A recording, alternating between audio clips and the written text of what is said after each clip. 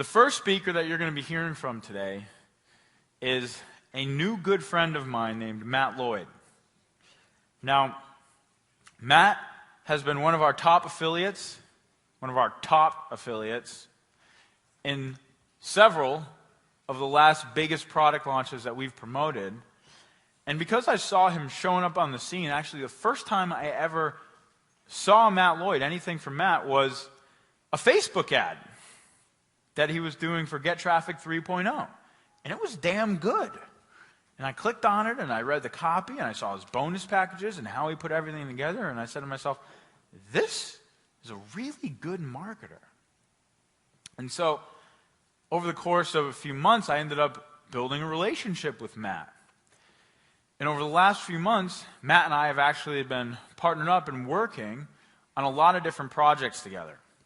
And so one of the things that we've been working on is really Facebook advertising. And if you've seen pretty much any of my ads on Facebook over the last few months, I've had a few. Have you guys noticed that? That was all Matt Lloyd pretty much behind the scene, taking care of all that, managing all that, building out those campaigns, those strategies, driving that traffic. And we've also been working on a couple other things. Matt is one of the people who has really developed the technology that I'm going to be sharing with you later on today. He's the one who really helped us set it up in our business on a whole new level, and it's kind of how we figured out, I don't want to let the whole cat out of the bag, it's kind of how we figured out this new sales process that I believe is the future of really selling any sort of big decision item online. So if it's a more difficult decision and people need a little bit more time to be educated, to be researched, this process that we're going to share with you is the exact future of how to do it. And when you see this whole thing laid out, it's going to blow your mind. I mean, it is rad. And so Matt was instrumental in us setting this up in our company in the last 90 days. So I'm extremely excited for the rest of your day here. So with that being said, I'd like you guys to put your hands together and welcome to the stage Mr. Matt Lloyd. Do your thing, my friend. You are absolutely awesome. And okay. See you guys in 90 minutes. Whoa. So, hi everyone. As Jonathan said, my name is Matt Lloyd, and I do have a confession. I've actually never done one of these before. So, for the past 3 weeks I've been putting in a lot of effort into this, because what I want to talk about, it's possibly more important to your future online than anything else. And these are things that have taken me maybe 3 years to fully understand. So if you're just getting started, what I'm going to share with you today, you really want to pay attention to it. It's really important. So here's what we're going to be talking about. I'm going to be sharing with you the real truth about traffic. Okay, and why you're not getting as much as you'd possibly like, and what to do about it. Okay, I'm going to approach traffic from an entirely different angle than you've ever heard before. Plus, I'm going to talk a little bit about Facebook pay-per-click training. I'm going to give you some advice that I wish I had got in the very beginning. It's going to shorten that learning curve a little bit. So let's go ahead and get started. I want to tell you a story first. As you can see, this is a guy called Samuel Langley. Okay, and if we go back to the year 1903, Samuel Langley, he wanted to be the first guy to ever fly. Okay, so he wanted to be the first guy to ever fly an aircraft manned by him and be able to land it. And around this time period, there was sort of a race on to be the first person to do that. And US Congress, they actually backed Samuel Langley, and they gave him $50,000. In today's terms, that's over $1 million. So it was a lot of money back then. Okay? And Samuel Langley, he invested most of that money. He hired his own team of around 50 people. He invested a lot of that money into developing an engine for this aircraft. October 7th, 1903, they were ready to launch this plane. Okay, so they'd put a lot of work into planning it, building it. They were ready to do it. They launched it off the side of a boat, and this is basically what happened. You can see a photo there, bottom right side, it crashed. Okay, Langley decided to try again. So December the 8th, they poured even more money into it. They redid this plane, and again, this time it crashed again. Now this pretty much ended Langley's whole pursuit of being the first person to fly. They had invested a lot of money into it. US Congress at the time decided, we don't want to invest any more into this because this just is not going to happen. Now, 9 days after Langley's big crash, after he gave up, a sturdy, well-designed aircraft, only costing about $1,000 US, struggled into air in Kitty Hawk. Most of you will know the story. And that actually became the first aircraft to ever fly. People behind that were the Wright brothers. So I'm sure you've all heard of the Wright brothers. The Wright brothers, these were guys who had wanted to fly ever since they were about 9 years old. Okay, so it had always been a big dream of theirs. The Wright brothers, 9 days after, they succeeded. Now, what you've got to realize is that they created a lot of aircraft, like something like 47. Most of them crashed. Okay, but finally they succeeded. Now, once their approach was a little bit different to Langley. Once and only once, they had built that aircraft that could actually glide, okay, so they could virtually launch it off the top of a hill and it would glide down to the ground. Once, and only once they'd done that, then they thought about the power.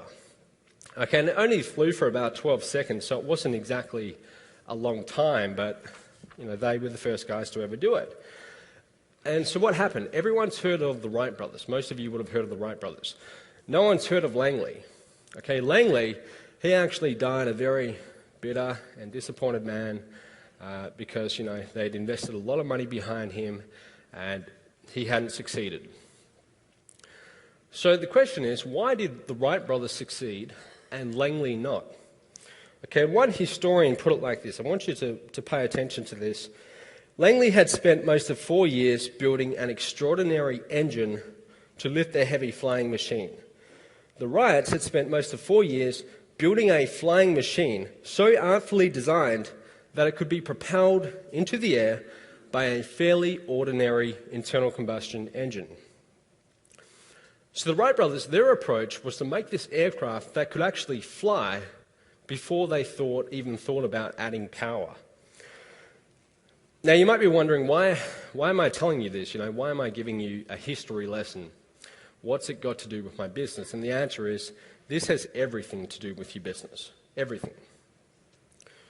Facebook pay-per-click, which I'm going to touch on today, it's virtually like the engine, okay, that you would put on an aircraft.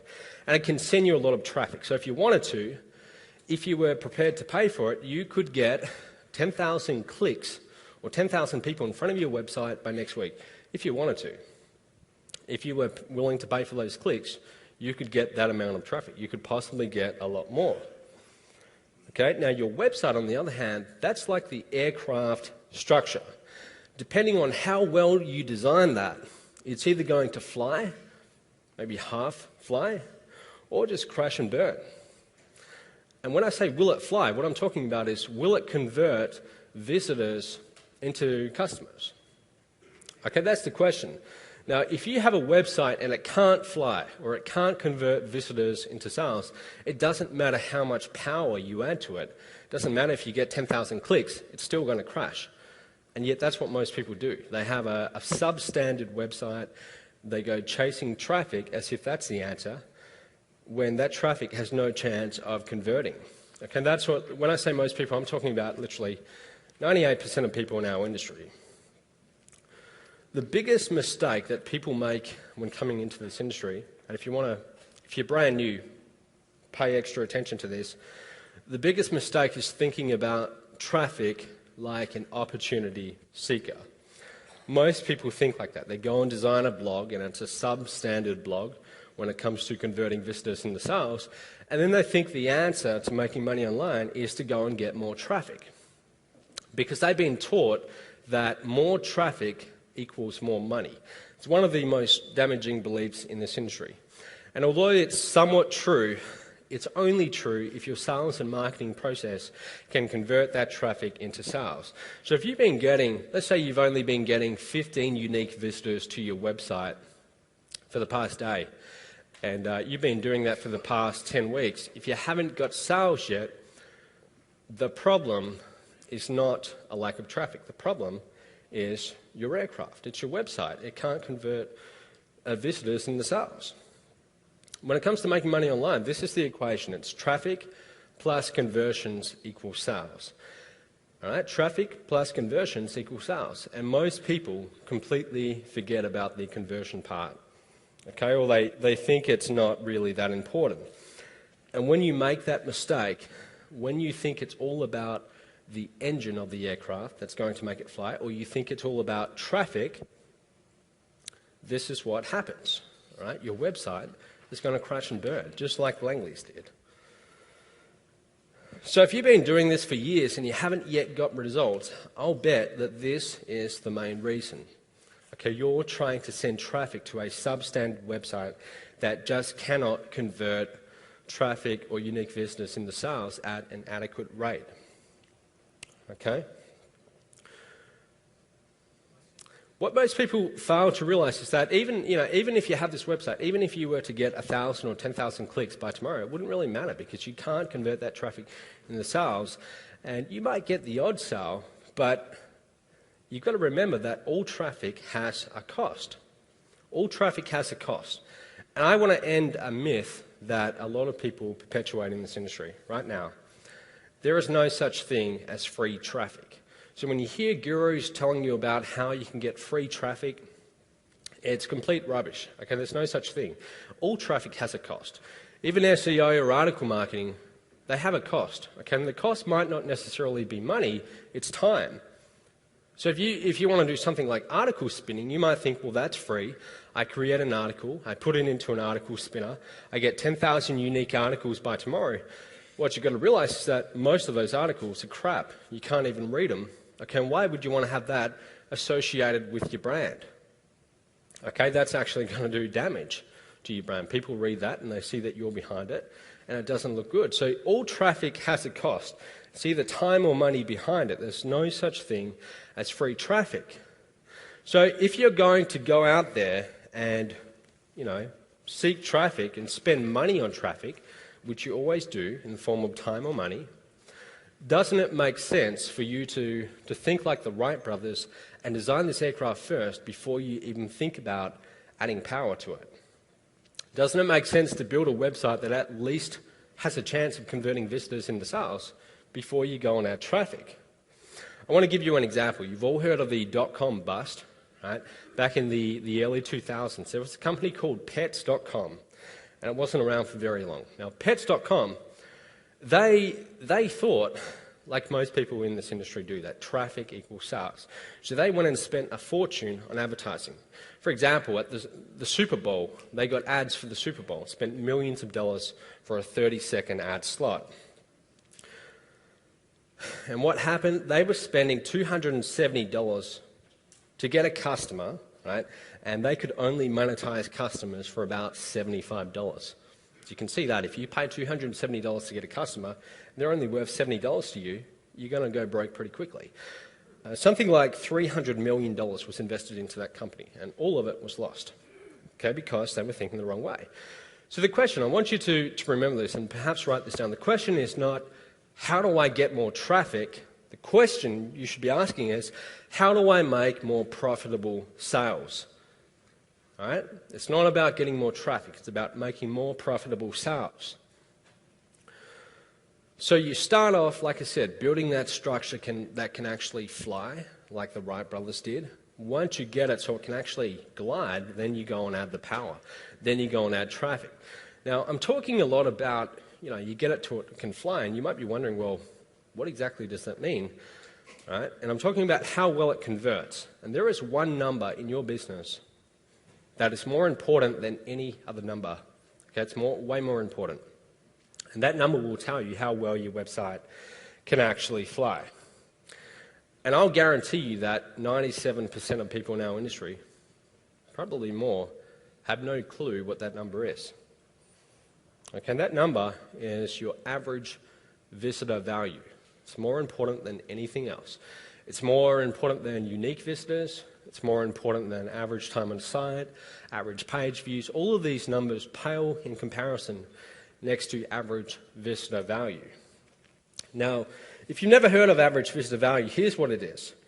Average visitor value tells you how much a click is worth to your business. It's the maximum you can afford to pay to get someone in front of your website before you start, to break even, before you start losing money.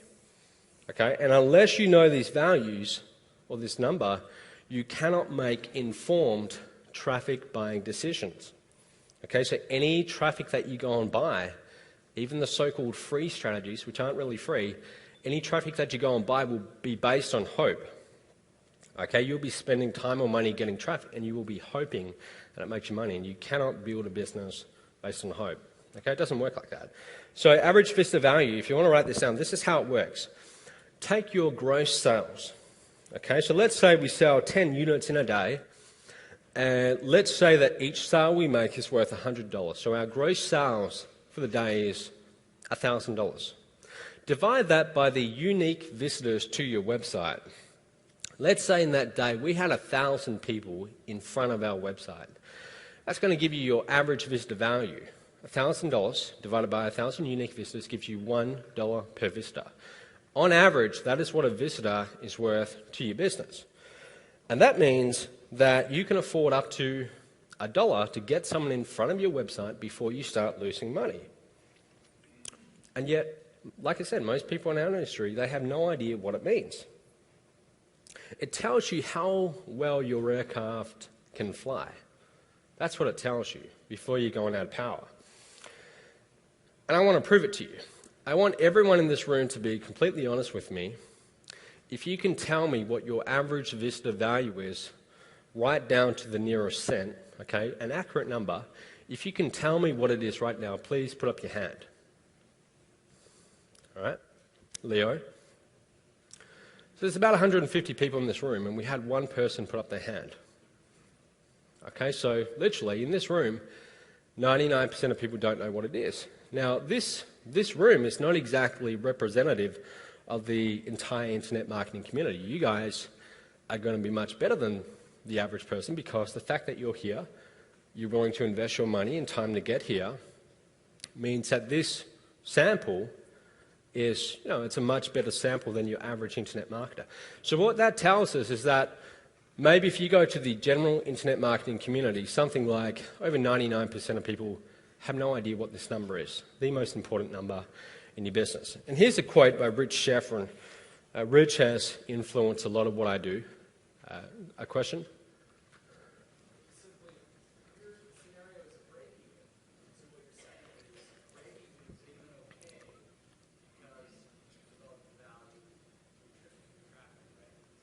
You're asking me, is break even okay?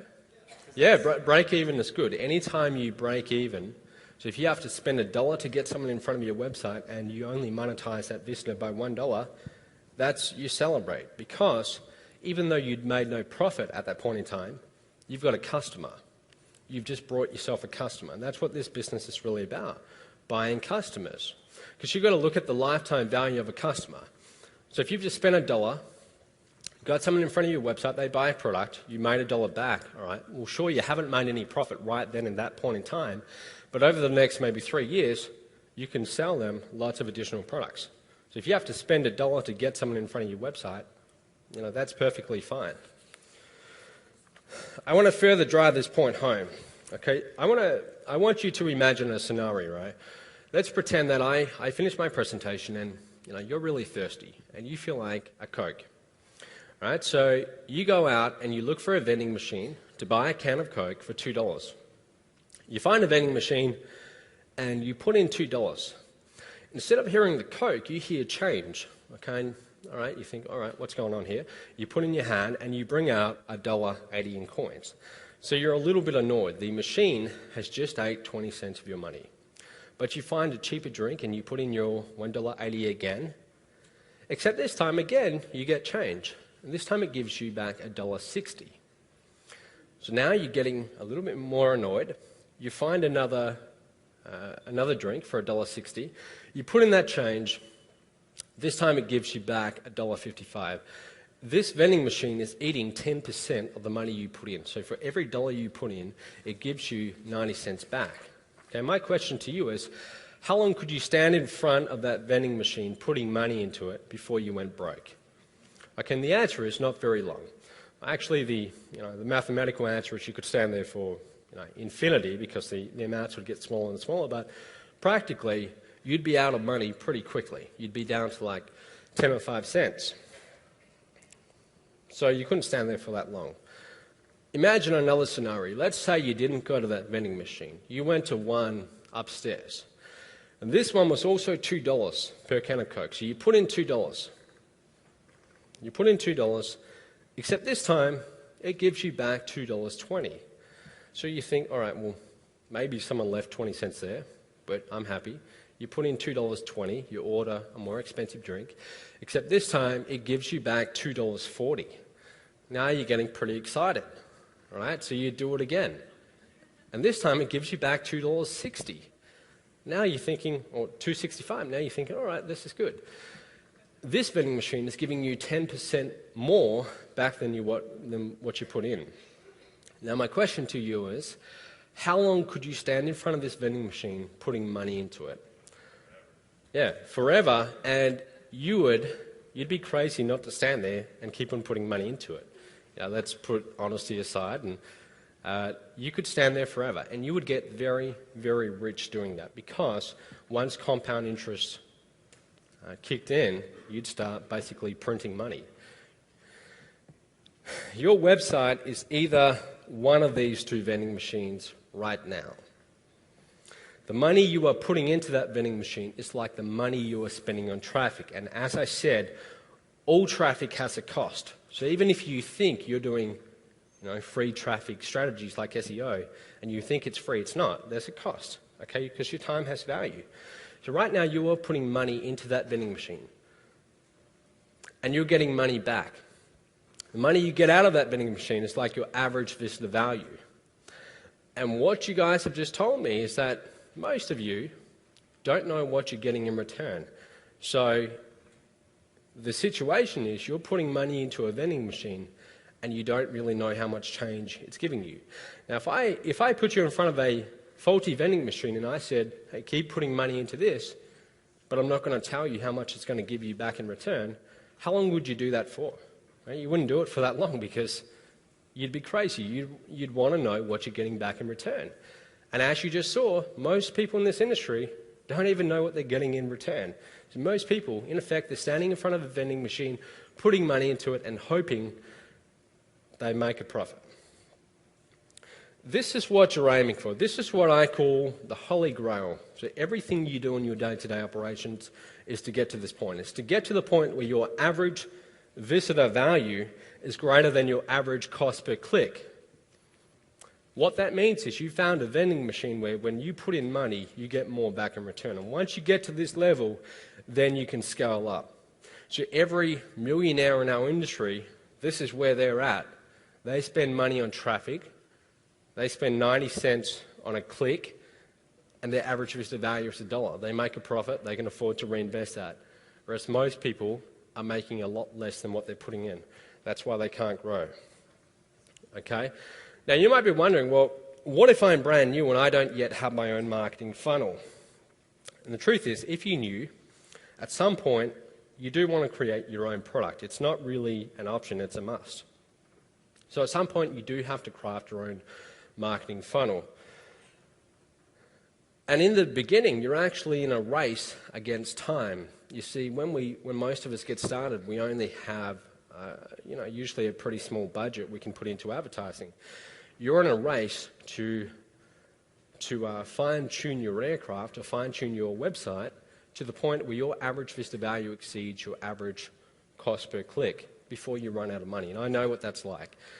2009, when I was still pretty new, I was advertising on Google AdWords before it completely kicked us off. And I remember racking up a bill of about $1,500, and I couldn't afford to pay it because my average Vista value wasn't that high, so I wasn't getting any money in return. And I can remember, Google virtually coming after me, sending me legal letters and for like 3 months saying you better pay up. Okay, so I know what that's like. And if you're just getting started, that's the situation you're in. You've got to fine-tune your website to the point where average Vista value equals or is greater than average cost per click. Okay? When you start out, expect to put more money into that vending machine than you get back. That's perfectly normal because you're still figuring out what works. But as long as you're measuring, then you can at least have a chance of improving it. Okay?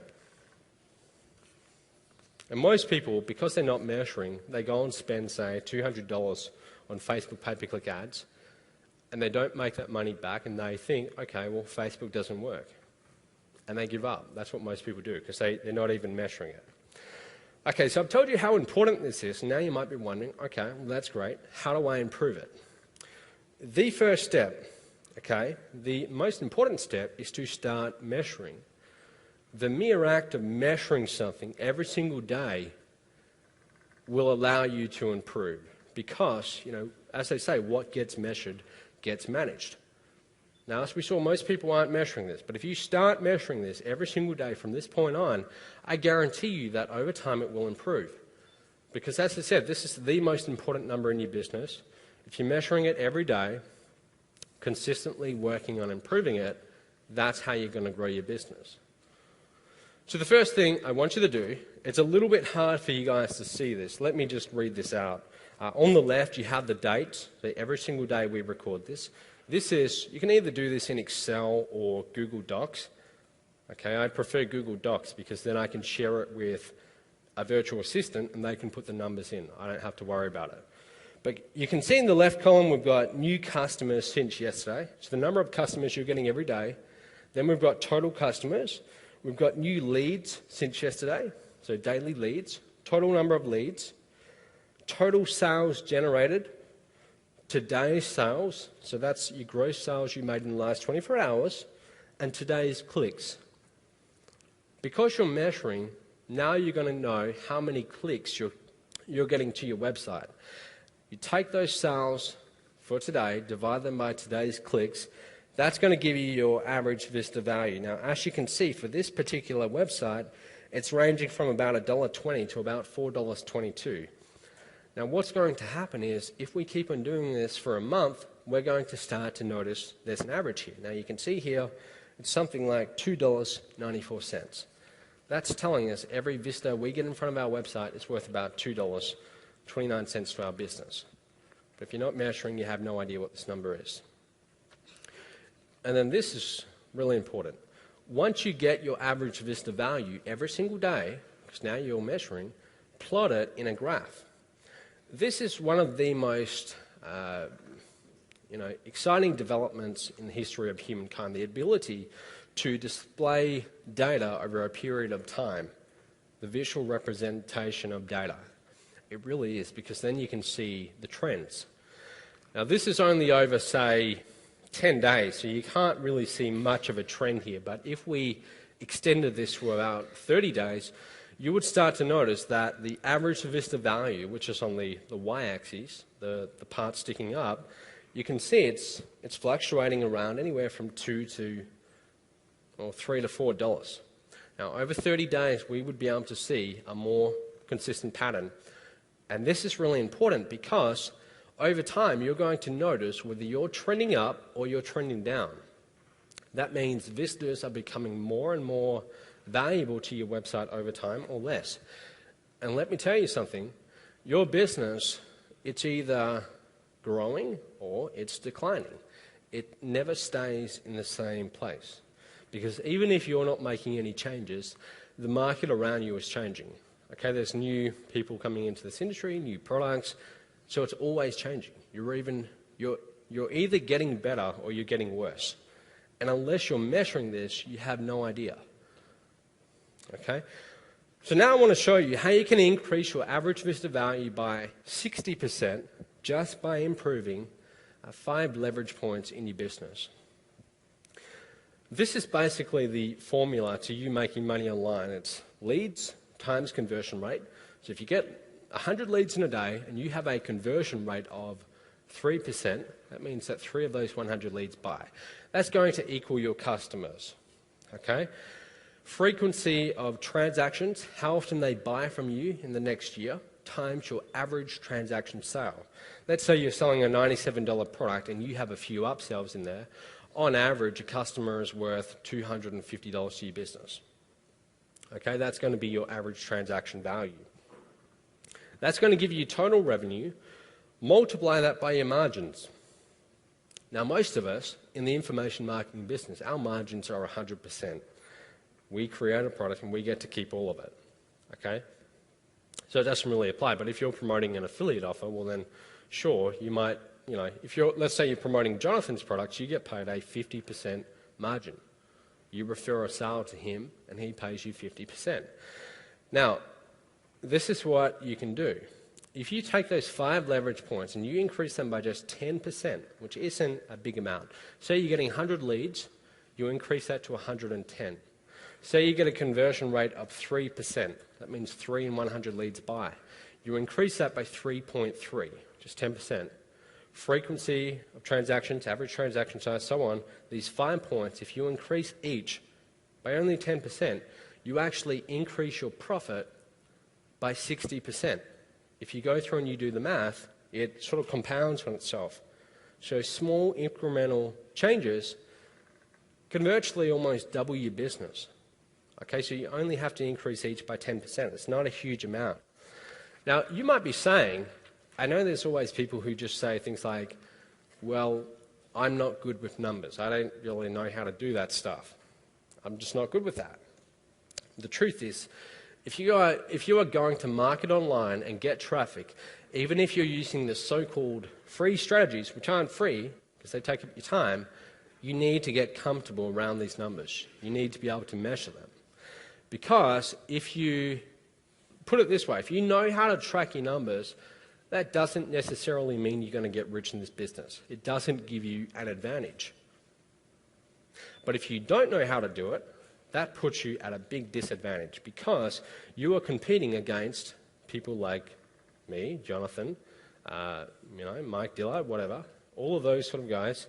They all know their numbers, and you're competing against those people. So what you've got to realize is that, personally, I'm going to be constantly fine-tuning my aircraft, making it more and more aerodynamic so it can fly better. So when I add power to it, it flies even better. I'm going to keep on doing that. And if you're not doing that, well then, that's going to be a little bit tough. Okay, it's going to be a little bit tough for you to grow a business. So you have to be doing this. And like I say here, anyone who's ever made over $1 million in this business, I guarantee you, they're watching their numbers closely. Okay, so if you're not watching your numbers right now, you've got to turn this into a habit where you're doing it every single day. And I put here, generally speaking, the more money they make, the more meticulous they are about their numbers. I've been working with Jonathan for, I don't know, like 5 months now. So we email each other back and forth because I'm doing a lot of his Facebook pay-per-click campaigns. And I've noticed that, he's always on the numbers. And he wants to know, what are we doing to improve numbers? He's always asking me that, constantly, right? And you wonder, well, how did he sell over 12 million online so far? Well, that gives you a pretty big clue. Now, you can see, there's a photo of me. I'm going to explain that. In any industry, the business that is most efficient at extracting value from its resources will usually win. Now, as online entrepreneurs, our resource is traffic. That's what we're extracting value from. So if we get traffic to our website, we're converting that into sales. So in our business, the business that has the highest average visitor value will win. Okay, they will get the lion's share of the money to be made in this industry. I want to give you an example. I grew up on a small wheat farm in Western Australia, and the local town, this is kind of like the outback, I guess you'd call it, not really, but it's in the country. The local town it was a very small town. I went to the primary school there, and when I was like 7, the population of that school reached an all-time high. it reached 52 students. Okay, business was booming. Now, a few years later, after I'd left that primary school and I went off to boarding school because we didn't have high schools in the town, like 2 years after I left, the school shut down because they got down to just 2 students and 3 teachers. Okay, and obviously that wasn't going to work for very long. So the school shut down, and now that town, it's virtually a ghost town. There's about 15 people in the town that I live about 5 miles out of. It's a ghost town.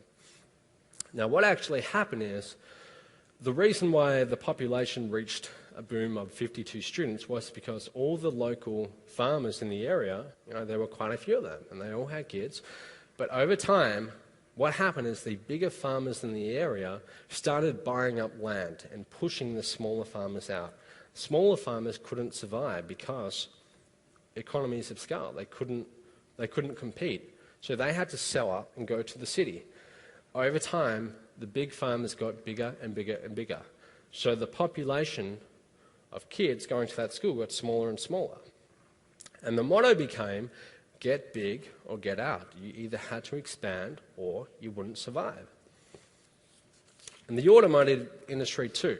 If you go back to since the 1900s, if you look in the US history, there's been over 2,000 automotive companies. So over 2,000 car companies have started up since 1900. How many survive today? There's less than about 10. Right? There's a very small handful of big companies that survive. Over 2,000 companies have virtually gone out of business. That's the way it is in any industry. Okay, usually a lot of people flood in to the industry, and the businesses that are most efficient at extracting value, they go on to succeed, and the rest usually don't. Like I said, as an online entrepreneur, right now your resource is traffic. And whether you're going to be here in 5 or 10 years or not will come down to how well you are able to extract value from that traffic, how high your average visitor value is. Okay, so that's why I'm really going on about average visitor value. It's everything in your business. It really is. Reason is, if you can't afford to spend more to get traffic than your competitors, they can. And what ends up happening is that the websites that have the highest average visitor value, they get the lion's share of the traffic, because traffic usually flows to the websites that are most efficient at extracting its value. I'll give you an example. Most of you would have heard of Mike Dillard, Magnetic Sponsoring. Did you know that they get around 200 to 300 leads every single day? And their leads come from affiliates. So affiliates like me and many of you will send them traffic, because the reason why we do it is because that traffic usually converts. They fine-tune their processes, so any traffic we send, it has a high average visitor value. So if they were to stop getting traffic right now, they would continue getting 200 to 300 leads every single day without even trying. So if you can get a higher average visitor value than anyone else, simply create an affiliate program, and affiliates like me will happily send you our traffic, because that, you're going to pay us back. But you'll never get to that stage unless you can work on this number. Now, buying traffic, let's start to transition into actually buying traffic and then Facebook pay-per-click. What makes some traffic more valuable than others? 2 things, volume of traffic and quantity of traffic. It has a lot to do with responsiveness. If you've ever heard that term thrown around before, how responsive is a prospect? Responsiveness is a measure of how often that audience thinks about your particular topic. So for example, I am a very responsive lead for a marketing course, because I think about marketing 24/7, all day, all night. It's really all I think about. I'm thinking about it a lot. Now, most of the people in this room, most of you are thinking about entrepreneurship, marketing, those things too. A lot of you think about it, some less, some more than me. So this room as a whole is a very responsive audience for any marketing training. More importantly is past behavior, whether it's a buyer or a non-buyer.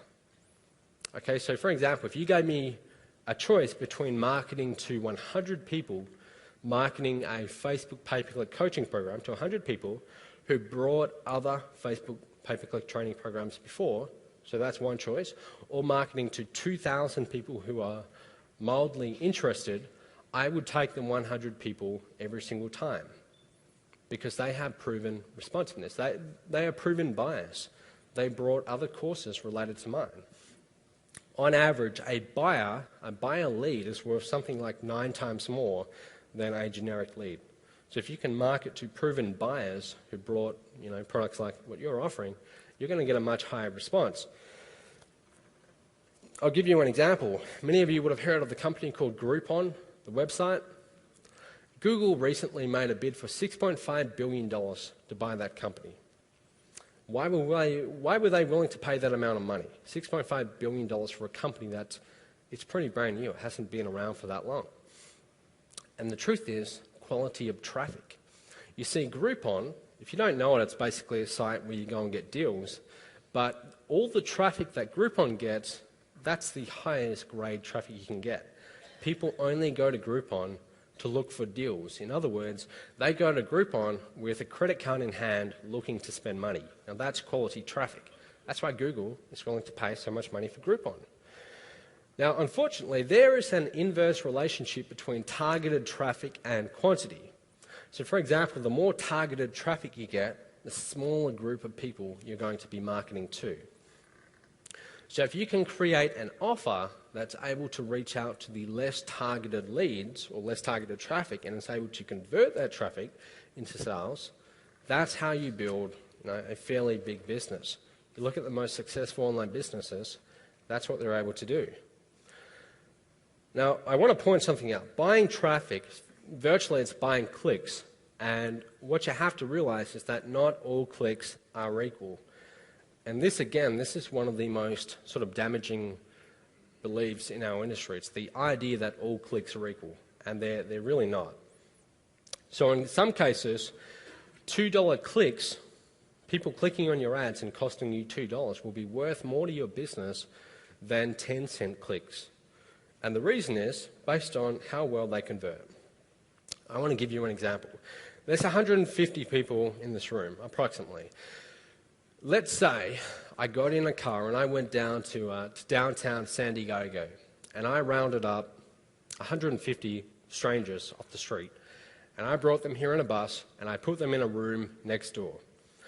Now, if I were to deliver a sales presentation on a Facebook coaching program to you guys, and then I was to go into that next room and do the exact same thing, what do you think would happen? In this room, I haven't really sold on stage before, so I don't know if I'd be that great at it. I've sold on webinars before, but I'm sure I could get maybe 10%, possibly a lot more, right? But if I went to that room and I did the exact same thing, I might be lucky to get, 2% or less. It's a much less responsive crowd because, for one, you guys, let's be honest, are proven buyers. You're just like me. The fact that you're here now, you are willing to invest more money to come to this event from Unstoppable Entrepreneur, we all are proven buyers. Whereas that crowd, they're not. They're just randomly chosen off the street. And also, you guys are much more responsive. You're a little bit like me. You think about this stuff a lot more. Whereas that random crowd, they don't think about this stuff. They think about what they're having for dinner that night or their jobs. Okay, they're not really thinking like we are. We're a much more responsive crowd for courses on how to get more traffic. Okay, so any clicks I got from this room, I would rather have you guys clicking on my ads than that crowd. So can you see the difference there? These clicks would be worth a lot more, like a multiple, maybe 10 times or more, than any clicks from the next room. The buying cycle, this is important to understand. Every time someone buys, they go through this process. So rarely do we just decide we want to buy. Usually, the more expensive the product, the longer this buying cycle is going to be. And it starts off usually with an awareness, then consideration, then interest, preference, and then purchase. but it's a series of stages we each go through. And you can see on the right side, anyone who's at the stage on the end, they virtually have a credit card in hand and they're ready to spend money. Okay, so they are ready to spend money. Whereas someone on the left side, they're just starting to get interested. So maybe they're not even at that stage yet where they're looking to spend money. Maybe they're just mildly curious. And it doesn't really mean whether they're going to buy or not. So an example of this is buying a car. When you decide to buy a car, you rarely wake up in the morning and say, I think I'm going to buy a car today. It doesn't happen like that, right? Usually what happens is you're driving in your existing car and you start to notice, it's getting a little bit old, the engine doesn't sound too good, paint's fading, the air conditioner stops working. You start to notice all these little flaws and you start to entertain the idea of getting a brand new car. So you start to think about it more and more. You're becoming more and more responsive. So at first you might think about it twice a week. And then over time you're thinking about it every single day. You're advancing along that buying cycle. Okay, so you're going through this process: awareness, consideration, preference. Okay, so you start to think, all right, I'm going to go get a new car, or I'm going to start looking. You go to a car yard, you start to narrow it down to the make, to the model, to the year, and then at the end, you're ready to virtually buy. At the very end, you're going to Google and you're typing in something like Ford Falcons 2003 second-hand buy now, something like that. Your search gets more and more specific.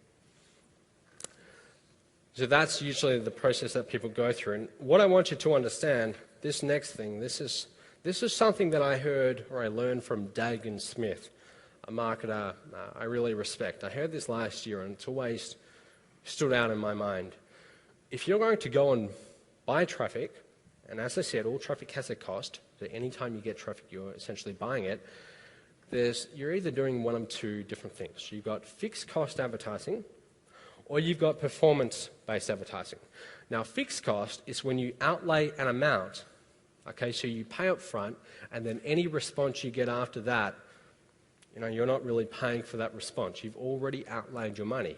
So an example, let's say you place a banner ad on a website, you're going to pay that website up front. Then they'll show you banner ad for, say, 30 days. That's an example of fixed cost. Or another example, you place an ad in a newspaper. So you pay the newspaper in advance. Or if you do an e-zine solo ad, you pay someone to send out an email to their list promoting your site. You usually pay in advance. Now, I want you to write this down. Your only goal with fixed cost advertising is to maximize response. That's your only goal. You want as many people clicking on your ads as possible. Okay? Now, performance-based, slightly different. Performance-based advertising, this is where you pay every time someone takes an action. So for example, Facebook pay-per-click or any pay-per-click. Every time someone clicks on your ad and there's an action, you pay for that. You might pay 20 cents a click, you might pay $1.50 a click, but every time someone takes an action, you're paying for it. Same with CPA, cost per action, a little bit more advanced, or pay-per-view, PPV. Those sort of things are they are performance-based advertising. Every time someone takes an action, you pay. Now, in this case, your objective is not to maximize response, because if you're doing pay-per-click on Facebook, if that was your goal to maximize response, like I said, you could get 10,000 clicks or 10,000 people in front of your website by tomorrow. If you were willing to pay for it, you'd have a very big bill. So if your goal is to maximize response, you would go broke very quickly. Instead, with performance-based advertising, your goal is to get the most targeted response. So you can see the buying cycle there, and at the very end, when people are virtually ready to buy, credit card in hand, these are the prospects that you're targeting. You're paying every time they take an action. So you don't want people clicking on your ads who aren't good leads, who aren't going to convert. Why would you want to pay $1 to have someone click on your ad, put them in front of your website who have no interest in what you're offering? You'd go broke very quickly. So anytime you do performance-based advertising, that's your objective. Now, before we get into pay-per-click on Facebook, I want to just talk about pay-per-click on the search engines very quickly. It's important you understand. Facebook pay-per-click, the biggest mistake people make is thinking of it as if it's like pay-per-click on the search engines, like Google AdWords. And it's not. It's entirely different. You see, on the search engines, let's say, if we go back in time about 5 years when home business entrepreneurs were still allowed on Google, what you might do is you would be advertising based on keywords. So anytime someone types in a keyword that you're bidding on, your ad would actually show.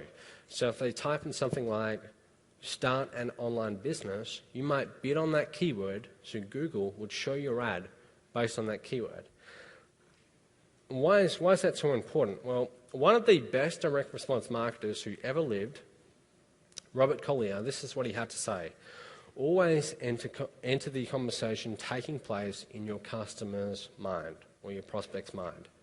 So in everything you do when marketing, your ads, your lead capture page, your sales video, essentially what you're doing is you're echoing back their conversation to them. You use their language. You talk to them just how they're talking to themselves in their head. That's how you're going to get the highest response. Based on the keyword that they typed in, you could tell where they're up to in that buying process. You could tell whether they are just starting to get interested or whether they're at the last stage where they're searching with credit card in hand and they're ready to buy. Based on that keyword, you could get a very good idea of what's going on in their mind. Okay, and that's priceless. Facebook, it's different. With Facebook, we're targeting people based on their likes. So when you're on Facebook and you click on like, if you like someone's fan page, you're saying you like that, and Facebook record that, and then advertisers, like you and me, come along, and we have our ads shown to people based on their likes.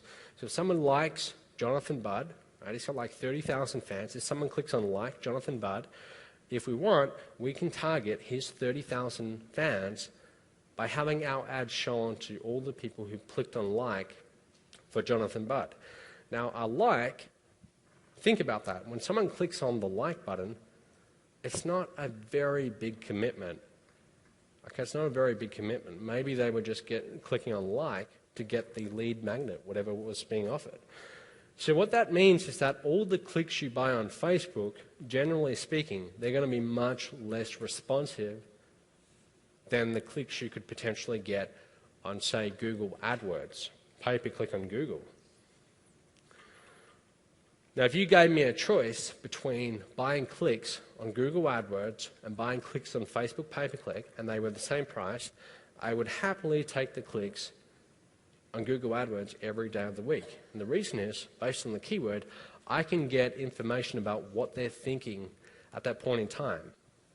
Now, Facebook, I can get a lot of demographical information, age, sex, location. However, like Robert Collier said, you want to enter the conversation going on in their mind. So I would much rather know their thoughts than where they live and what their age is. So you might be wondering, well, what's the big deal about Facebook pay-per-click if it's not good as pay-per-click on the search engine? And there's two things. Number one is volume. There's a lot of traffic on Facebook. There's something like 680 million users. By next year, it's estimated there will be 1 billion users. So there's a ton of traffic there. And people spend more time on Facebook than they spend on the next 4 largest sites combined. So people spend a lot of time on Facebook. The internet is virtually becoming Facebook. People go on the internet, usually they're going on for Facebook. It's everything. And the second big opportunity is it's still very cheap traffic. You see, the clicks that you buy on Facebook, they don't yet truly reflect the market value of those clicks. They don't, not yet, but they will. So the window of opportunity, it's constantly getting smaller and smaller and smaller, right? What happens is whenever there's a new media source, what you've got to realize is that they all go through this process. I'll give you an example. Okay? Whenever there's a new media source and you can buy advertising, traffic usually starts off very cheap because the people selling that space, like Facebook, they don't yet truly know what that space is worth, right? Because we haven't found that out through supply and demand yet. I'll give you an example. Infomercials. If you go back to the 70s or 80s, I think it was, infomercials were still very brand new. And there's two marketers called John Carlton and Gary Halbert. Gary Halbert's no longer alive, but two very good marketers. What they would do is, back in those days, is they would shoot an infomercial, they'd film it, like at home or in their little studio, and they would go and put that on the TV networks that night. Because the TV networks didn't realize the value of that time. The TV networks thought, well, no one's watching TV from midnight to 5 a.m., so we'll virtually give that space away. And that's what they were willing to do. They were willing to give it away for very cheap. So marketers like John Carlton, Gary Halbert, they could easily afford to rent that space and show their infomercial. They'd put up an infomercial. If it didn't make sales, they'd simply go and reshoot it the next day, and then they'd put it on that night and see if they made any money. Now, if you fast forward to today, now it's a very different story. If you want to get into the infomercial marketing business, you've got to have millions of dollars usually just to get your foot in the door. You've got to have a very high converting offer. And now it's an industry dominated by multi-billion-dollar companies like Guthy-Renker. Okay, you can't just go and get into that industry. And the reason is the TV networks soon figured out that, in fact, there were people watching from the hours of midnight to 5 a.m. and they were buying. So that space had much more value than they were charging. And they put up their prices, and that drove all the small-time entrepreneurs out, and the companies that knew what they were doing got bigger and bigger and bigger, just like the farming industry. Okay? Google, back in its early days on pay-per-click, was essentially the same. Anyone could get involved. Clicks were very cheap. But what happened over time? They got more and more expensive because Google realized that those clicks that they were selling for 20 cents were actually worth more like $1. And the best marketers, or the best online businesses, they had a higher average vista value than the others. They were willing to pay more. They're willing to pay 50 cents if their average vista value is $1, because they're still making a 50-cent profit. This is what happens. This is the US cost per click over the past, this is from 2003 to 2009. And what do you notice? It's getting more and more expensive. Why? Because the online businesses that are better at extracting that value, that have a higher average vista value, they're willing to pay more for those clicks. Prices go up. The small-time players get pushed out. Okay, and that's what happens. Same with infomercials, same with everything. Now, right now, Facebook pay-per-click, it's still quite cheap. So if you're not doing it yet, there's still a big opportunity to start doing it. However, what's going to happen is 10, 20 years from now, you're going to be sitting there with your grandchild sitting on your lap, and they will ask you, Pop, were you there back in Facebook pay-per-click days or whatever? And you're either going to say, yes, son, I was, and I made a fortune. I made millions. Or you're going to say, no, I wasn't. And you're going to look back with regret. So I will guarantee you that 5, 10, 20 years from now, you're either going to look back with regret, or you're going to look back and say, I got in at the right time. Happened with Google AdWords. It happens with virtually every new media. Starts off being quite cheap. Prices soon go up. Okay, so if you're not on Facebook right now, this is the time to get in. All right, as I say here, prices of clicks, they will rise to match the value that can be derived from those clicks. So if Facebook is selling clicks right now for 50 cents, and I have an average vista value of 75 cents, well, I'm willing to pay up to 75 cents for those clicks. Whereas if you only have an average vista value of 20 cents, you might go on Facebook for a week, lose money, and say, okay, it doesn't work. But I'll keep on doing it, and I will push up the prices. So can you see how that works? Now, all right, let's get started on Facebook pay-per-click. And just very briefly, If you've never done pay-per-click before, I just want to bring you up to speed and just tell you the basic terms. First, you've got CPC, which is cost per click.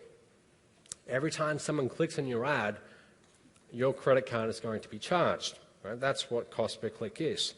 So if you get 100 clicks in a day and those clicks are $1, right? Well then, that's $100 a day you've spent on advertising. Your bid. This is how much you're willing to pay for a click. So when you place your first advertisement on Facebook, pay-per-click, you're going to tell them, I'm willing to spend this amount on a click. Your bid really matches what you actually pay. It's kind of like an auction.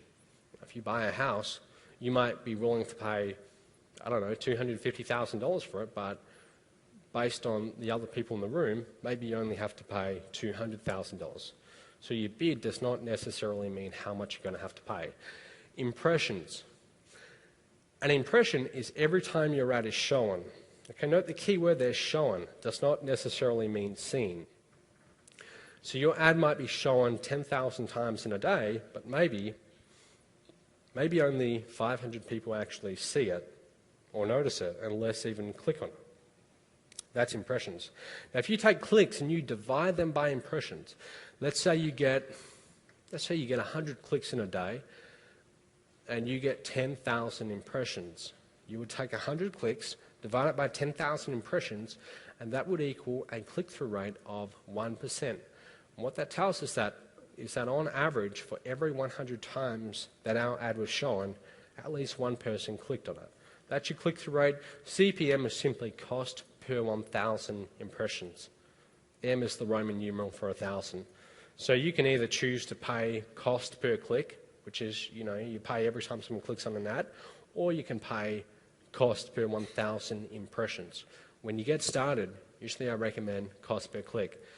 Now, very quickly, I just want to show you, if you've never placed an ad before, here's how to do it in 3 easy steps. Log into your Facebook account. In the left, on the menu, you're going to see ads. Simply click on that.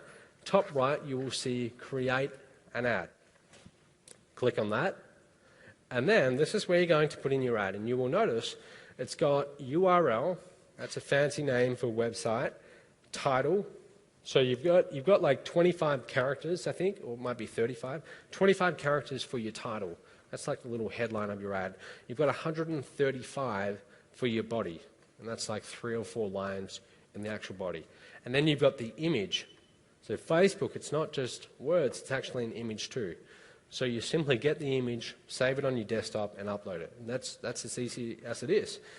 Next, we have targeting. Okay, this is you choosing who you want to display your ads to. So you've got country. Usually, if I'm marketing an offer, usually I just do US, Canada, Australia, and the UK. Okay, you can experiment with that, but if you want to market your offer to people who speak the same language of your offer. So obviously, you don't want to go marketing to someone who can't even read your website. All right, so you want to put some thought into that. You've got age, gender. The part I want to show you is interests. This is the most important part. This is where you're going to specify who you show your ads to based on their likes. So let's say that I'm brand new to Facebook and I see Jonathan Budd's fan page and I click on like, and then you come along and you choose Jonathan Budd. You put Jonathan Budd in the interest. What that means is because I'm a fan and I'm interested in Jonathan Budd because I've clicked the like button, your ads could be potentially showed to me. So interest, it's kind of like keywords on Google AdWords, pay-per-click on Google.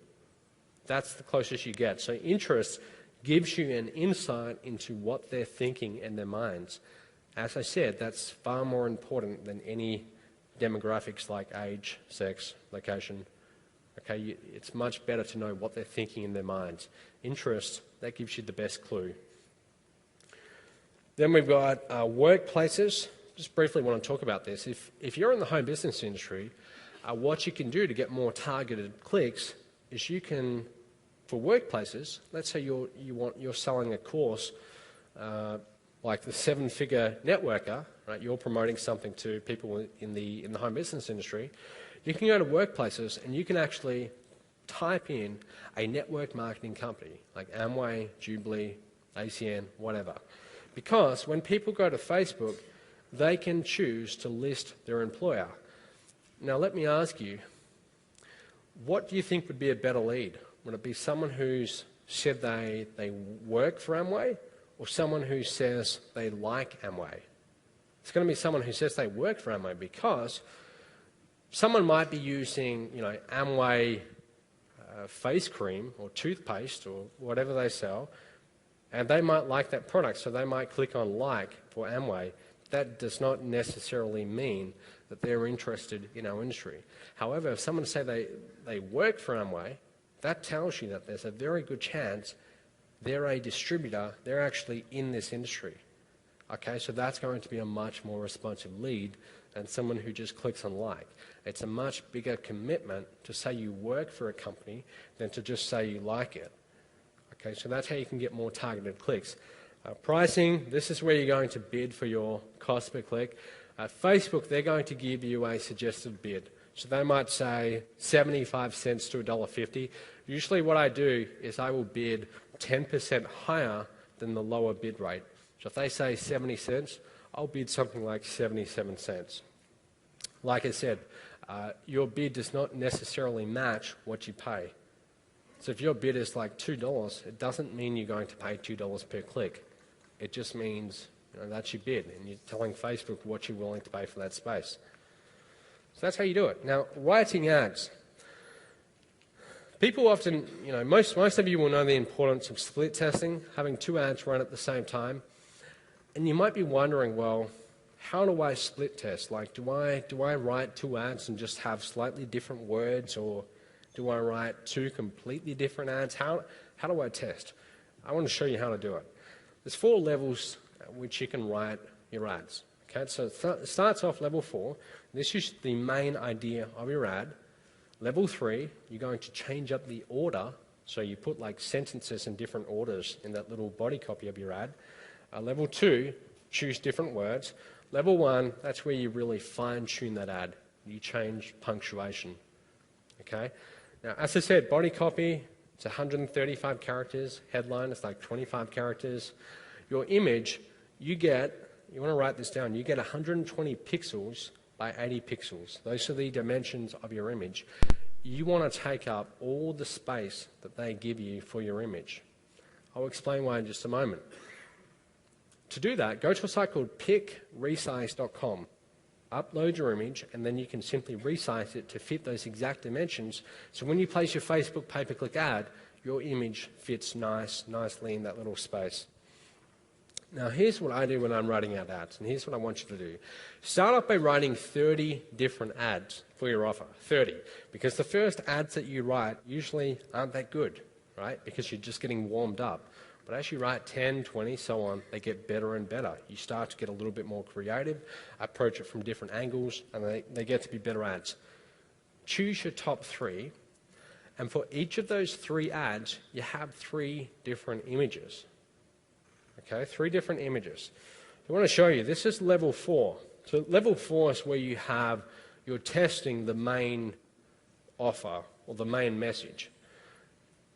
Okay, so I hope you can see that. Basically, I've got 2 ads here. They aren't the best ads. I wrote these ads, and to be honest, I ripped off Frank Kern, so you might have noticed that they're exactly the same as Frank Kern's. But anyway, I just want to show you this as an example. So 2 different ads. These are going to the site webinarconferencecalls.com, and this is something really exciting we've been working on, okay, for the past few months. So if you haven't seen that site, webinarconferencecalls.com, we believe this is the future of this industry. But anyway, I've got 2 ads, and you can see they're very different ads. They've got different images, one of Jonathan looking serious, one of Jonathan flying in his car. They've got red borders, different headlines. Jonathan is live tonight, the other is marketing step by step. These are sending people to a website with a perpetual webinar. It's like a live event that plays every single night. It's actually a recording, but it feels like a live event. Event-driven marketing. Okay, so this is what we're doing. Now, on the left, you can see it says, highest paid 20-something-year-old internet marketing consultant is hosting a free webinar for internet marketers. Register for free. On the right, it says, tonight, I'll be sharing with you step by step how to get a ton of leads. This free live training is going to rock. Register now. You can see there are two very different messages. This is level 4, and this is where you start off. Now level 3, this is where you're going to change around the orders of the words. So on the left, you can see we've still got that same ad, Jonathan is live tonight, and on the right, all we've done is we've switched the order.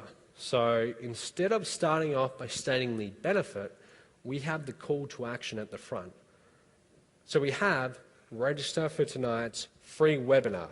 Instead of having that at the end, we've switched that to the top. We've just changed the order of the sentences. Now usually what you want to do is you want to have a benefit first, what they're going to get and how that's going to help them, and then you have the call to action. So this ad on the right usually wouldn't beat the ad on the left, but we're just testing the different order. That's level 3, so you're simply changing the order of sentences around. Now level 2, this is where you're going to start really fine-tuning it. So you can see here, all I've done, I've still got that ad on the left, exactly the same, but the ad on the right still says Jonathan is live tonight, but on the right it says, instead of highest paid, it says top earning. I'm using different words. Instead of internet marketing consultant, I've got network marketing strategist. Okay? Instead of is hosting a free webinar, I've got is teaching a free online workshop. Instead of register for free, I've got register now, it's free. So it's exactly the same message, but we've just changed different words. And this can make a huge difference. Just changing words in your ad can make a huge difference to what you pay. Okay, so we're starting to fine-tune this ad a little bit more. Level 1, it's exactly the same ad. All we've done is we've got live in all capitals. So now this is where all we're doing is changing punctuation. Really, that's all we're doing. We're adding in commas, exclamation marks, capital letters, etc. So we've got here every single word has a capital letter at the start. That's all we're doing. These two ads, they're exactly the same. Some have capitals and some don't, but you would be surprised at how different a response they get. But now we're really refining this ad. Now, if you're putting an ad up for the first time, you don't ever start off at this level. So you don't ever write 2 ads and have them exactly the same and just make very small fine-tuning adjustments like I've done here. Instead, start off at level 4. Have them be a completely different message, see what works, and then fine-tune. Okay? Now, getting cheap clicks by maximizing click-through rate. Facebook, they want you to have a high click-through rate. So again, click-through rate is clicks divided by impressions. It's basically how many people click on your ads.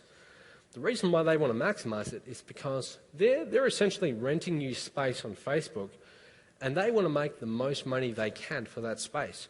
So if you have a terrible ad and no one clicks on it, they're not making much money. So they are going to punish you if you have a poor ad by charging you a higher cost per click. But if you have a good ad that a lot of people click on and you have a high click-through rate, they will reward you by giving you cheaper cost per clicks. Now, just so you know, if you have a click-through rate of above 1%, you're doing very, very well. Okay, and that will usually give you fairly cheap clicks. So what that means is, on average, more than 1 people for every 100 times your ad is shown are clicking on your ad. Click-through rate of above 0.5% to 1%, that's okay, that's acceptable. A click-through rate of less than 0.1%, that's shocking. Okay, so you're going to get high cost per clicks for that. Okay, so you've got to make your ad so it stands out. Now you can see an image there. That's a screenshot of Facebook, and that's actually what you call a heat map. And what these crazy scientists do is they attach these devices to these people who look at Facebook, and they do it a few hundred times, and this tells us where their eyes usually are looking on Facebook. You can see in the top left sort of corner, in the status updates area, that's where most people are looking when they're on Facebook. On the right side, you can see hardly anyone's looking there. That's where your ad is. So your ad, they're not looking at that part of the screen. You have to get their attention. The way you do that, one of the easiest ways is to change your image. Now, some experts say that the image accounts for up to 40% of the response for your ad. So just having a different image can make a huge difference. Some tips, what you can do is you can use a bright red or yellow or pink or whatever fluorescent border around your image. Okay, so you put a very bright border around it and it stands out a lot more. Don't be boring. Okay, that's the biggest sin in marketing, is to be boring. So don't make your ad boring. Don't have an image that blends in with the background, because no one's going to click on it. You're going to have a low click-through rate, and therefore Facebook, they're going to really penalize you by charging you a very high cost per click. Okay? Use images that are relevant to the fan page. So for example, if I'm marketing to MLM companies, usually what I do, it's a little bit cheeky, and I'm not sure what the legal things are, but I will usually use the logo of that company in my ad. Now, if you're in, let's say you're in ACN, and you see the company ACN, the logo in your ad, that has meaning to you. Okay, that has meaning to you, so you're more likely to click on it. So you get a higher click-through rate, a cheaper cost per click. And then you want to adjust your copy, so the words in your ad. So a big tip is to make your ad specific to the page you're targeting. Now, if I'm targeting, again, the company ACN, I can have ACN in the words on my ad. So in the headline of that ad, I might have something like, "Are you in ACN?" Just a simple question. If I'm in ACN, that has personal meaning to me. Okay, so I'm much more likely to click on it. So always get as specific as you can. Don't have generic ads. So don't ever say something like, "Are you in MLM?" question mark. Instead say, "Are you in ACN?" question mark. It's a lot more specific. You get a much higher click-through rate, and your clicks will be much, much cheaper. Customize each landing page. So when they click on your ad, they go to your opt-in page or your landing page. Customize each one so it has personal meaning to them. So if you're marketing to ACN, have the name ACN on your landing page. If they click on your ad and they go to a landing page that's generic and it's talking about MLM, you're going to have a much lower opt-in rate than a landing page that is specific, that's talking about ACN. So if that means that you have to go and create 20 different opt-in pages for each company you're targeting, then do it, because you're going to get a much higher opt-in rate and your cost per lead will be much lower. Okay, because essentially, this isn't really about clicks, it's about getting leads. That's what we're concerned about. So just getting someone to our site is not enough. We want them to actually opt in, to give us their contact details so we can follow up. Now you can see a graph here. This is quite interesting. This is the click-through rate of an ad of ours. You can see the click-through rate on the y-axis. It ranges from 0% up to 0.1%. And on the x-axis, you can see this is from July the 10th to July the 24th. It's over like 3 weeks. And you can see the click-through rate starts off at about 0.06%. So what that means is 6 people, for every 1,000 impressions, 6 people clicked on it. That's your click-through rate. That's where it started off, but over 3 weeks, what do you notice? It's going down and down and down. It's trending downwards. That ad is becoming less and less responsive because people are seeing your ad, they're getting used to it, and it's blending into the background. It's getting boring, so you're getting less clicks. So what you want to do is you want to change up your ads often. Usually I recommend about a week. Change your ads every week, keep them fresh. Okay, you've got to keep those click-through rates up nice and high. Split testing ads. I want to show you 2 ads. Now, I will admit these are pretty shocking ads. I wrote them a few months ago, but they're not the best ads, but the reason why I want to show you this is to show you the importance of testing. These are 2 ads getting people to click like on Jonathan's fan page. So they click on the ad, they go to Jonathan's fan page. They are exactly the same. The only difference is the image. Completely different images, but the rest of the ads are completely the same. The top one, you can see we've spent over $2,000 on clicks, got 2,524 clicks people have clicked on that ad. You can't really see it, but the CTR, or click-through rate, of the top ad is 0.051%.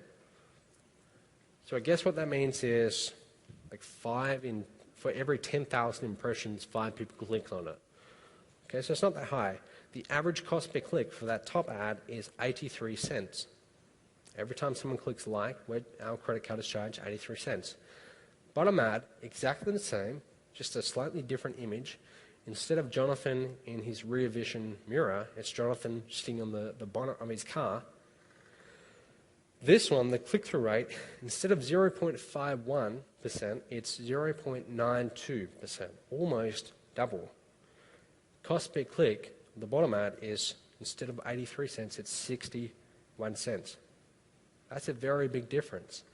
That means that the bottom ad was like almost 25% cheaper than the top ad.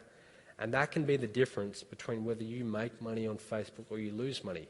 So I just wanted to point that out. It's a very small difference, just using a different image, but it makes a huge difference in your response. Now, split testing. Okay, so if you wondered, well, how do I keep all of this organized and neat and tidy? This is how I do it. Okay, now you can't really see that, but I'm using Google Docs, and if we zoom in, this is what we see. We see I've got the week, so you can see here it's the 16th of July to the 23rd, 7 days. I've got the ad. So the ad says, headline, more traffic, more leads. The body says, bizarre video reveals single greatest source of leads and how to scoop them up for pennies. Enter your email to watch for free. So that's the copy of the ad. Then you can see below that, I've got image 1, image 2, image 3. So for every ad, I'll show it for a week, and I want to use 3 different images for that ad. So I'll have that ad with image 1, then I'll create another campaign, same ad with a different image, image 2, and then again, image 3. So I have 3 versions of the same week. And this one, we're targeting gurus. So you can see all the MLM gurus there. And then the numbers that you're seeing are the average cost per click for those different ads. So ad 1, image 1, we're going after Anne Sieg's followers. You see it's 53 cents there. These numbers are completely made up, okay, but I'm just showing you this as an example. If we're targeting Dagan Smith, ad 1, image 1 is 24 cents. This is after a week, so I'm having my virtual assistant log into my Facebook account and find the average cost per click. Ad 1, image 3 has a different cost per click. Same ad, different image. At the end, we're going to record what was the winner, which ad got the cheapest clicks. And I don't know if you can see that, but you can see most of them have ad 1, image 3. That tells us that the ad with the third image is getting us the cheapest cost per click. That's how we find the winner. So again, you want to have this in your little spreadsheet. You don't necessarily have to do it. You can find an assistant in the Philippines, just like I have, $2 an hour. You can have them on a part-time basis. So, $4 a day, it's not exactly much, but they can go into your Facebook account and put in your numbers for you. Now, organizing campaigns and ad groups. So if you're just getting started, you can literally end up having hundreds of ads. And if you've ever wondered, well, how do I keep this all organized and not confuse myself? I want to show you how I do it. So first off, when I say campaigns, I'm talking about groups of related fan pages. So let's say we're promoting Jonathan's The 7-Figure Networker. One of our groups that we can target are MLM gurus. So all the fans of MLM gurus are likely to be good prospects for our course. Another campaign could be MLM companies. Okay, we can actually go after the distributors. Or it could be MLM systems, like My Lead System Pro. We can target all of their fans. All right, so that's what campaigns are. And then you're going to have all of your ads in the campaigns. So if we have a campaign for MLM gurus, if you click on that campaign, you might see 100 different gurus, and we're targeting all of their fans. Okay, so usually that's how I do it. Now, I just want to point out, submitting ads is not something that you want to be doing. Like if you've never done it before, well then sure, do it for 2 or 3 days, learn how it works, but you want to outsource that fairly quickly because that's very low leverage manual labor. You don't want to be doing that yourself. Instead, you want to outsource that. Just like I said, find an assistant. I highly recommend the Philippines. Right now I have 2 assistants, $2 an hour, and that's all they do all day. They submit my ads. Now, what I do is I write the ads, I choose the images, and I target the fan pages. That's the high leverage activity. But manually typing in the ads, that's a low leverage activity. And the reason is a lot of your ads will get disapproved. Okay, that's just the fact of life on Facebook. A lot of your ads get disapproved because Facebook have very arbitrary rules for what they let through and what they don't. So usually I'll submit an ad 3 times, and if it gets rejected 3 times in a row, then I will change it. Okay, and Facebook, they're actually got to be a little bit careful. They're actually cracking down on accounts right now. I had mine deleted or blocked literally about 3 days ago. So if you're, it's not a big deal, I've just got to create another account and start doing it again, but if you're submitting ads and they're constantly getting disapproved, be a little bit careful, okay, because right now, like I said, they are cracking down on accounts and they can actually disable your account. It's not a big deal, just go and create another one and just start again, okay, and you just change your approach. Now, so this is how I do it. MLM companies, like if I'm marketing, let's say we're marketing the 7-Figure Networker, you can see here I've got 3 fan pages for 3 different companies. We've got Herbalife, Jubilee, ACN. There's a lot more. Okay, there's potentially hundreds of different MLM companies you could target. So all of these fan pages, we would have 1 ad per company.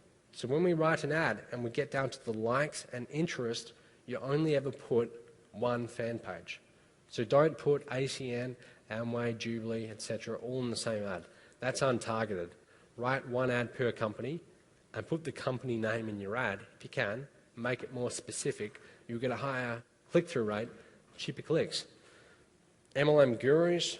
So if you wanted to, you could target, Jonathan Budd's followers, Mike Dillard, Ann Sieg, Danny Johnson, lots of them. MLM systems. Okay, so you could target all the fans of Magnetic Sponsoring, My Lead System Pro, etc. But this, I'm just showing you this so you know the structure of campaigns. Now, this next part, this is really important. This is, if you understand this, this will make your job a lot easier on Facebook. This is what is called turn the corner marketing. See, what you have to realize is that if you're marketing to people based on the likes they've clicked, clicking on like doesn't tell us where they're up to in the buying cycle. For example, if someone clicks on like Jonathan Budd, maybe they're just getting interested in this industry, but they're standing on the sidelines. They're not really looking to spend money yet. But then again, maybe they've got a credit card in hand and they are actively looking for products to teach them, something like Facebook pay-per-click marketing. So they see Jonathan's course, Get Traffic 3.0, and they're ready to buy. So anywhere, anyone who clicks on like, you don't know where they're up to in the buying process. The truth is they could be anywhere at any of these different stages. That's part of the reason why Facebook pay-per-click traffic is a lot less responsive than the traffic you could get on the search engines when you could still do pay-per-click there. So what this means is that a lot of people who click on your ads, you're essentially interrupting them and they're not actively looking for your solution. What that means to you as a marketer is what you have to do is you've got to point out that problem. And then the second step is you've got to agitate that problem. This might sound like manipulation, but look, if you have a great product, it's your responsibility to do everything you can as a marketer to get it into their hands. Right? So we have a problem, we agitate, there's a solution. So you can see that those circles there, that represents targeted traffic right in the center, and then you've got less and less and less targeted traffic. Someone clicking on a like, as you can see, they could be anywhere within those rings. So your marketing must be able to point out the problem agitate that problem, and then offer the solution. An example, I've got a course called How to Build a Funded Proposal for network marketers. It shows network marketers how to create their own sales funnel and then how to actually get leads, sell a front-end product, and then use those new customers as your prospects for your network marketing company.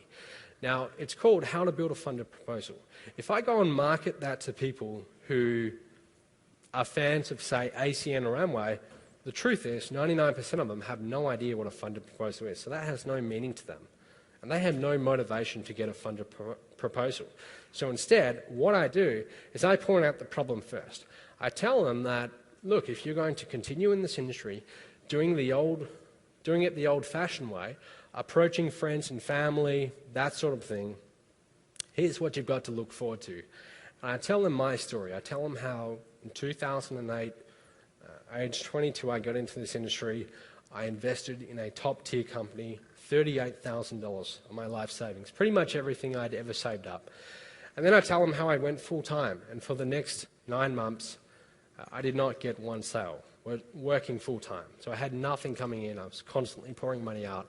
I tell them how bad that was. I tell them how, I went through depression for a while and just, having friends and family, think it's a big joke.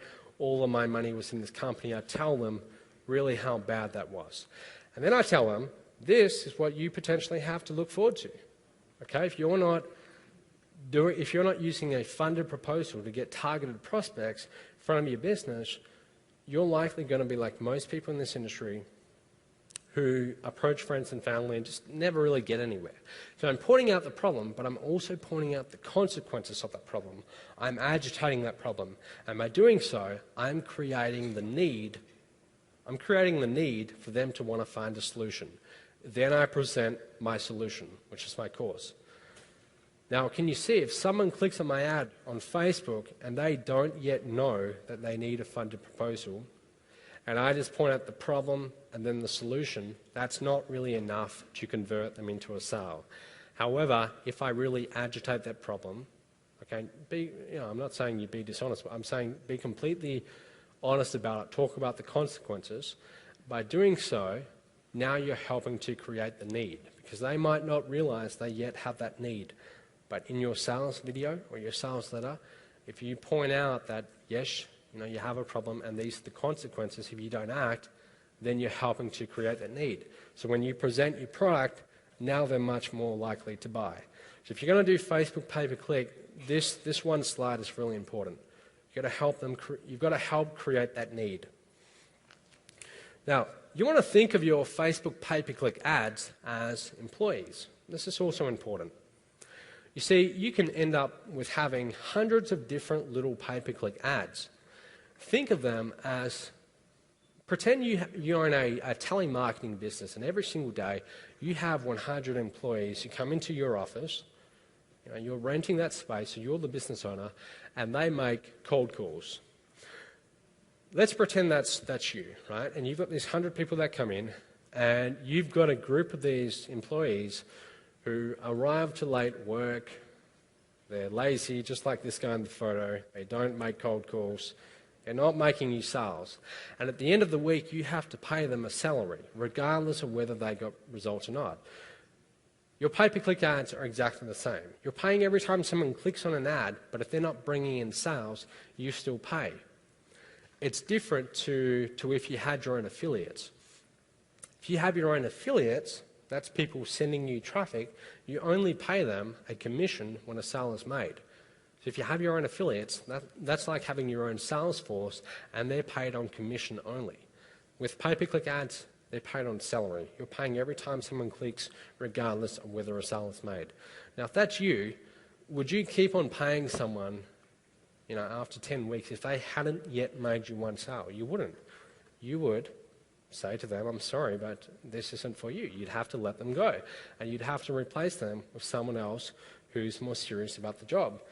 This is exactly what it's like with your pay-per-click ads. You need to find the ones that are making you money, and you need to stop the ones that aren't bringing in sales, because they can literally send you broke or end up costing you a lot of money. So we have a little saying here, starve the ponies and feed the stallions. That's your sort of philosophy to managing ads. Starve the ponies and feed the stallions. Find the ones that are getting you results, invest more money in those ads, and cut off the ones that are just costing you money and aren't getting you sales. You've all heard of the 80-20 principle. Well, this is the 80-20 principle because a very small percentage of your ads will account for most of your results. There is a belief in the business world, one of the most dangerous beliefs, and it would cost our economy billions and billions of dollars every single year, and that's the 50-50 fallacy. It's the idea that your outputs are the average of all of your inputs. So if you have 500 different pay-per-click ads and you make $1,000 in sales, it's the idea that each of those ads brought in $2 in sales. And that's a very dangerous belief to have because the reality is that maybe 400 of those ads cost you money and the other 100 made you money. So don't ever do that. Don't ever think that your total sales is just the average of your individual ads. Usually there's a small percentage of your ads that account for the majority of your results. And your job as marketing manager in your business is to find those ads that are getting you results, invest more money in those, and cut off the losers. Okay, and this is the case with everything. I mean, if you're in MLM, you might have noticed that if you built up a team, you can get one person on your team who brings in more sales than the other 20 people on your team combined. Okay, I noticed that the first time when I started building a team. I found one lady and she brought in more sales than the 10 others combined. Okay, it's the 80-20 principle. Same with affiliates.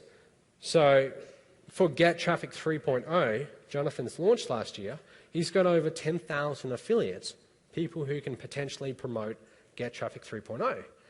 Yet I'll guarantee you that launch that did $1.5 million in sales, most of these sales that came from affiliates, you could account maybe 70 to 80%, possibly more, from just 50 affiliates out of 10,000.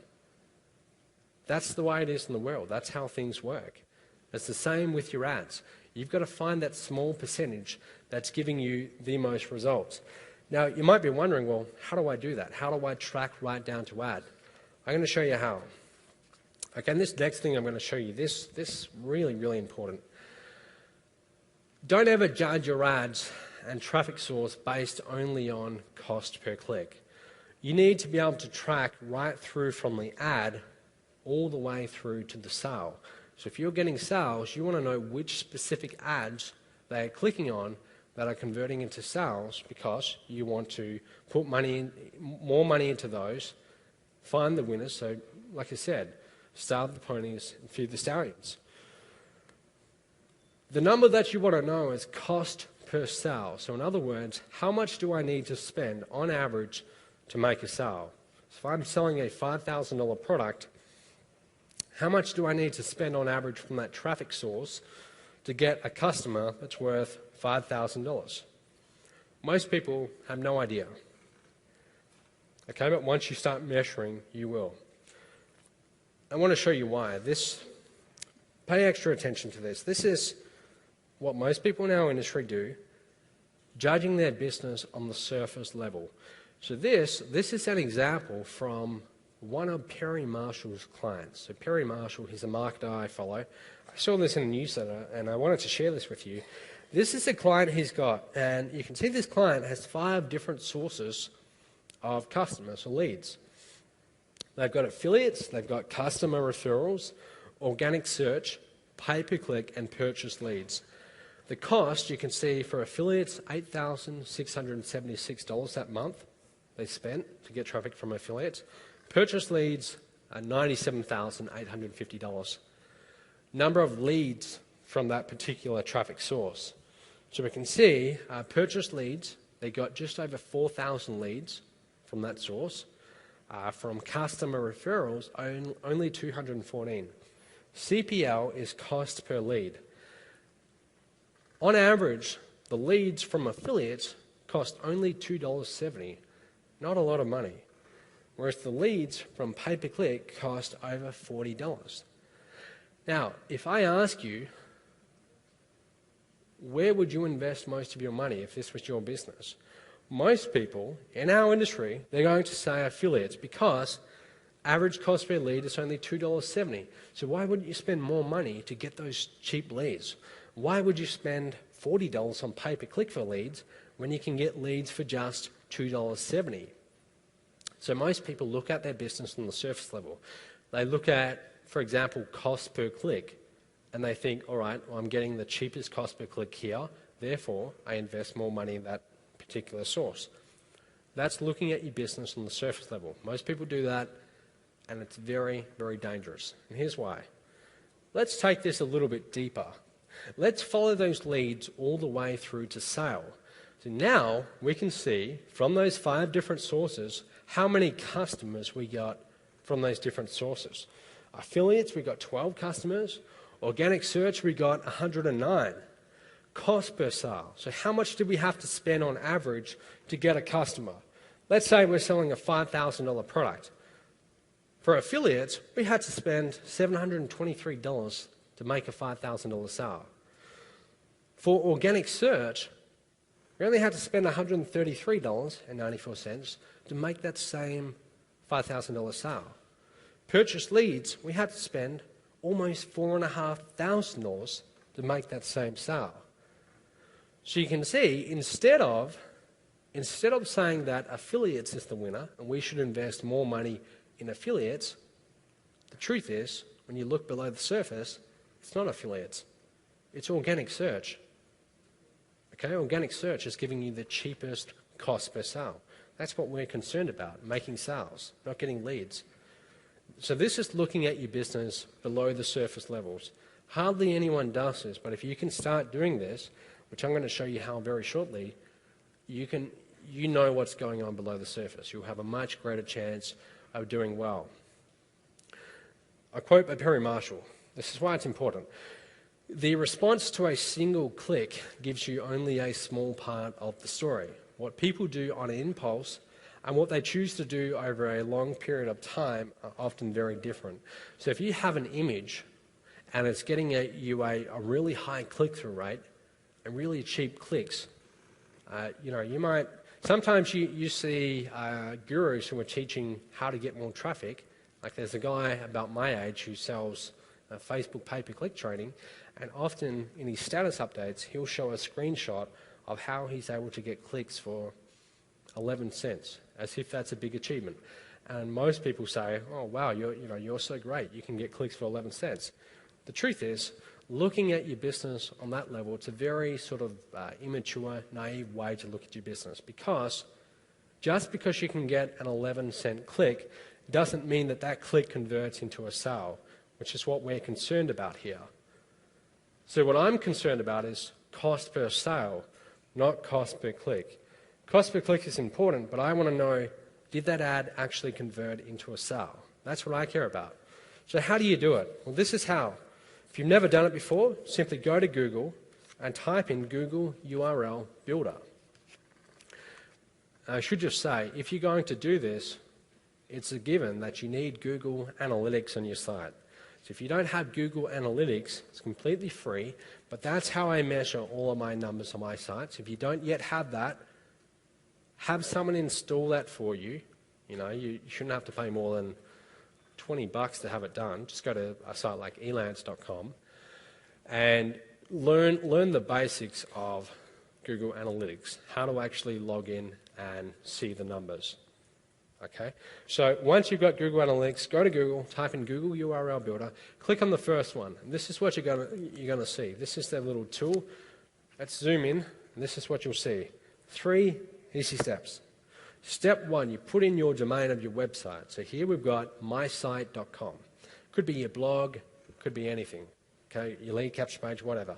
Step 2, this is where we're going to specify 5 different things. We've got campaign source. So this link, this is what we're using in our ads. Is this traffic coming from Google, Facebook, a forum, Where's it coming from? This is where you specify it. So here I've got Facebook. If I'm creating a Facebook pay-per-click ad, this is what I'm putting in. Facebook. Campaign medium. Was it email marketing? Were you sending an email to your list? Was it pay-per-click? What was it? Okay, so here, pay-per-click. Campaign term. This is where you usually put in your keyword. So if you were doing pay-per-click on Google AdWords, you would put in your keyword here. For Facebook, this is where I like to put in the interest. So here I've got Mike D, Mike Dillard. Usually what I do is I won't put in their last name because they can see it in the link and that could potentially annoy them, so I put Mike D, just so they don't really know. Okay, but this is the fan page that I'm targeting. Campaign content, this is where I put the specific ad. So I've got here ad 1, image 3. I showed you that spreadsheet before. You have your ad, so ad 1, that's got your copy, your headline and your body text. And then you've got the image, 3 images per ad. So this is ad 1, image 3. Could be, it could be ad 3, image 1, whatever. But this is telling us this specific ad. Campaign name, this campaign we're targeting MLM gurus like Mike Dillard. Okay, so you put in those 5 things and you click on generate URL. And you can see at the bottom, it gives you this big long link.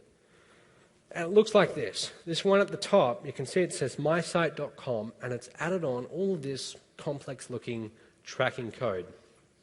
Now, if you look at that and you don't really know what that means, that's perfectly fine.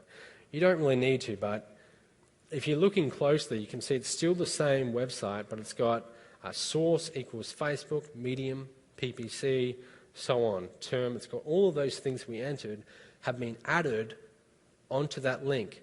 Now, if you click on that link with all that complex looking code, you still go to the exact same website. So they would still go to your blog or your lead capture page. The only difference is that code on the end, Google Analytics will record that, so when you log into your Google Analytics account, you can see exactly where your traffic is coming from. You can see on the left, go to My Stats, and if you click on, I think it's My Best Links, most of the good affiliate programs have this ability. It's got something called sub-ID tracking, and what that means is you can take your little affiliate links and you can add in where you want to send traffic from, just like we did with Google URL Builder. All right, so you can say, we're targeting Facebook pay-per-click leads, we're targeting Mike Dillard's fans, and click on Generate Link, and his affiliate program would give you a link. So now whenever you do ads on Facebook, sending traffic to your affiliate link, now those sales are actually being tracked. So we can see here, this is not a very good example because this was a few months ago when there was actually a small error in the affiliate tracking that we had fixed. But you can see SID stands for sub-ID. In the top we've got MLM Gurus _ Jonathan B _ ad 1 image 3. This tells us that this particular link that we were using was for the ad targeting Jonathan Budd's followers, and it was for the ad 1 image 3. We can see the conversion rate. Again, there's errors in this, so don't pay too much attention to that. But we can also see sales that came from that particular link. Okay, so we would be able to see every single one of our little Facebook pay-per-click ads would have their own unique link for that ad. So we can actually track which ads bring in sales and which don't. And this is just maybe 10 of them, but we could potentially have hundreds of them. We could find our top 5 ads that are virtually allowing us to print money, and we could find the 95 ads that are costing us money but aren't bringing in any sales. But if you're not doing this, you have no idea. So you're virtually spending money and you're hoping you get some sales. And that's dangerous. So if you use this actually allows you to really know what's going on below the surface of your business. So guys, to wrap things up, I want you to understand that if you've been guilty of chasing traffic in the past, like many of us have and like I did for years, you've got to stop doing that. Instead, focus and start measuring your average visitor value. The most important number to your business, if you want to survive long term, it all comes down to that one number. Okay, so start improving it. If you've ever wondered, what do the top earners do on a day-to-day basis? Well, this is what they're doing. They're measuring this number and they're constantly improving it. So instead of buying a course on how to get more traffic and spending 90% of your time going through all these different courses, trying to learn the next latest and greatest traffic generation strategy, focus on this instead. If you focus on traffic, getting traffic, and not this, you're focusing on the wrong thing. Track all of your traffic. Track it right down to the ad. So I've just showed you how to do that. So from now on, every time you do a link, go to Google URL Builder and actually put in your details, get a link with the code on the end, and then every time you do a link, use that link. Now you will know where your sales are coming from and where they're not. Once you know where your sales are coming from, well then that's, you can invest more money in those ads, starve the ponies and feed the stallions. Last of all, you've got to approach your business like the Wright brothers approached building a plane. They focused on the aircraft first. Once they had something that could fly or that could glide, then they thought about adding power in the form of an engine. So you focus on your website first, maximizing your average Vista value and measuring it, constantly improving it, and then you go in search of traffic. Don't be like Langley. Langley focused on the engine, so he built this great engine that was very powerful. He put it on a substandard aircraft that couldn't fly. What happened? It crashed. That's what most people in our industry do. They focus on the traffic, the engine, they put it on they send it to their website and they wonder why they're not getting results. And that's exactly why. So guys, that's about it. I hope you've learned something. A question? Thanks.